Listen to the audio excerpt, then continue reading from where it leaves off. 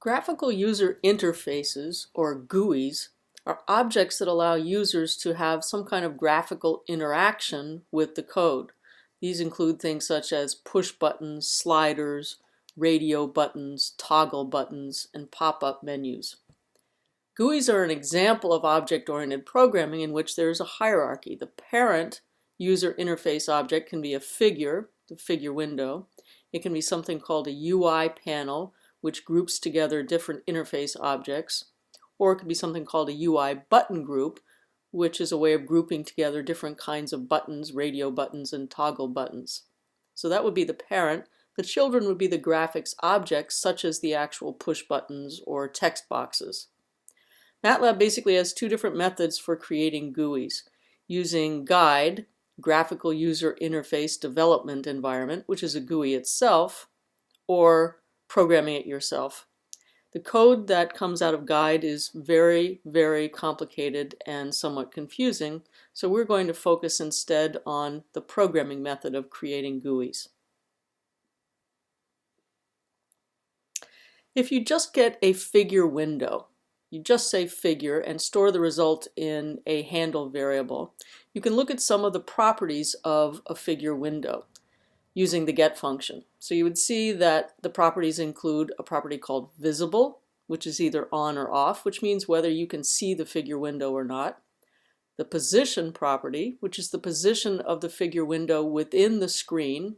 That's specified by a vector that has 4 numbers in it, very similar to the rectangle object. The first 2 numbers are the bottom left corner of the figure box, so the lower left-hand corner of the figure box, and the third number is the width, and the fourth number is the height. The default unit for this is pixels. The screen itself is an object which is called the root object. If you just said root and stored the result in a handle variable, you would see that the handle of that is 0. So we have the screen, which is the root object. We have a figure window, which has a position within the screen. Some of the GUI functions that we use commonly are move GUI. That will take a GUI and move it to a specific location. For example, if you move it to the center, then it goes to the center of the figure window. UI control is a function that creates user interface objects. So that's a function that we'll use a lot. Properties can be set, such as the color, the background color, the position, which is the position within the figure window, and the style, which specifies what kind of object it is. The general algorithm that we're going to use is to start by creating the figure window, but make it invisible. Then we put all of the objects in it that we want to see and set all of their properties, and then when everything is done, make the entire figure window visible at once. That's so that if you have a lot of objects, you don't see them popping up one at a time, you see them all at once. Within the UI control function, the style property specifies what kind of GUI object it's going to be. For example, a style of text gives us a static text box. That's a text box in which we can put a label or an instruction or something like that, but it doesn't allow any user interaction. Edit is instead an editable text box, so that's a box in which the user can actually type in a string. The style property of the UI control function could also include push button. That's an actual push button that would have a label on it, so you push that with the mouse. Another object would be a slider bar that would have minimum and maximum values associated with it. When the user does something, that's called an event.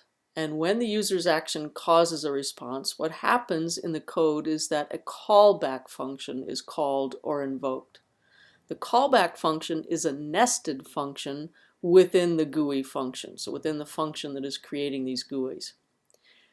When you call the UI control function, the object that will trigger this is specified using the callback property. And what you do is you specify the handle of the nested callback function.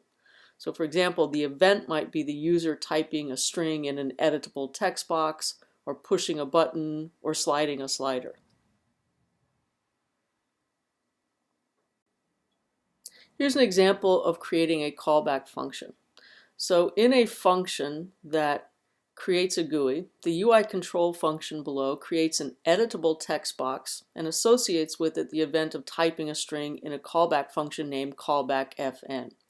So when we call the UI control function, the style is edit, so that's what makes it an editable text box.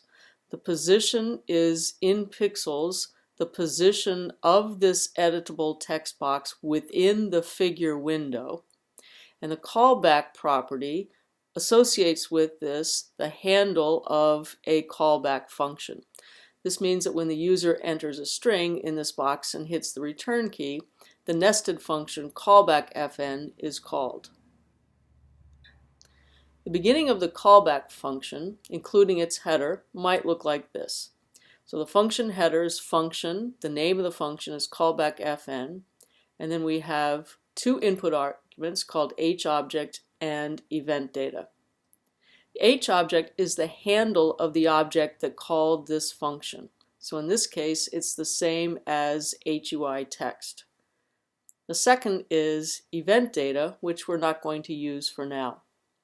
The first two lines in the body of the function make the editable text box invisible by setting the visible property to off. And then using the get function, we get the string property. So we read that from the editable text box into a string variable that we could then use.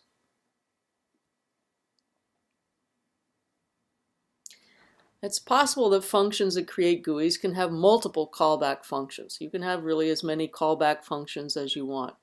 So for example, pushing a button might cause one callback function to be invoked, and sliding a slider might cause another callback function to be invoked.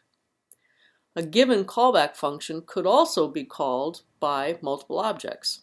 So if that's the case, the first input argument in the function header, hObject, you could look at that using an if or an if-else statement, for example, to determine which object called the callback function. So look at the value of that to see which handle it's equal to. If you want to put a plot or an image into a GUI, the axes function has to be used to create a position for it within the figure window, and then the image or the plot function will automatically use these axes to orient the image or the plot.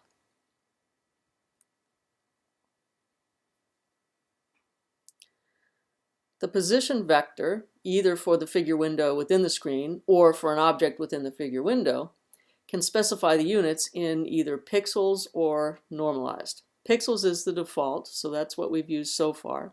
Normalized instead gives the locations as a percentage of the figure window size, which allows the figure window to be resized very easily. It's possible to group GUI objects together. For example, a UI button group is a way to group together buttons such as radio buttons. The button group is positioned within the figure window using the position property, and then the buttons are positioned within that button group. For a button group, there's a function called a selection change function. That's called when a button is chosen, so it's very much like a callback function, but the property is called selection change FCN.